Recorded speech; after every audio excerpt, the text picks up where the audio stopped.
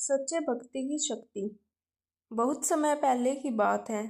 एक छोटे से गांव में रामू नाम का एक गरीब लेकिन ईमानदार किसान रहता था।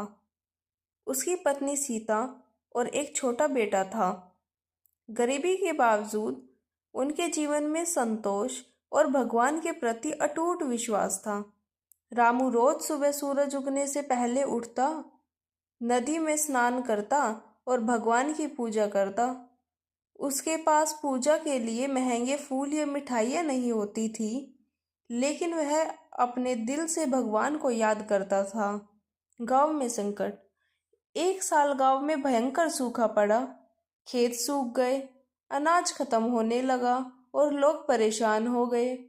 गांव में अमीर लोग भी अब डरने लगे थे। गांव के पुजारी ने कहा, अगर हम सब मिलकर एक बड़ा यज्ञ करें तो भगवान प्रसन्न होंगे और बारिश होगी। सभी लोग यज्ञ की तैयारी में लग गए। अमीर लोगों ने बहुत धन दिया, बड़े बड़े पकवान बनाए गए। रामू के पास कुछ भी देने को नहीं था। वह दुखी होकर घर लौटा।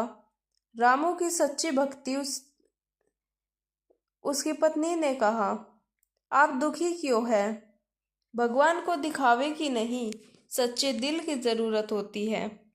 रामू ने सोचा और अगले दिन यज्ञ स्थल पर गया।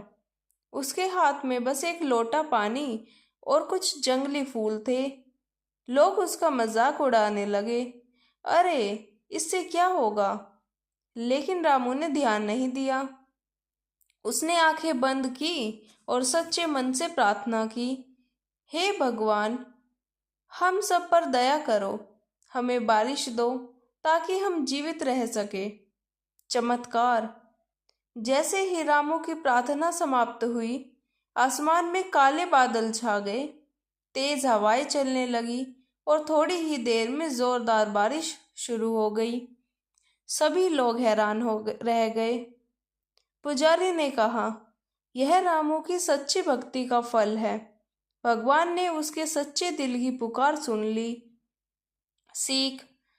उस दिन के बाद गांव के लोगों ने समझ लिया कि भगवान को महंगे चढ़ावे की नहीं, सच्चे मन और विश्वास की आवश्यकता होती है। रामू का सम्मान पूरे गांव में बढ़ गया, लेकिन वह पहले की तरह ही सरल और विनम्र बना रहा। कहानी से शिक्षा। सच्ची भक्ति दिखावे से नहीं, दिल से होती है। भगवान केवल सच्चे और निष्कपट मन को ही स्वीकार करते हैं। कठिन समय में विश्वास कभी नहीं छोड़ना चाहिए। धन्यवाद। राधे।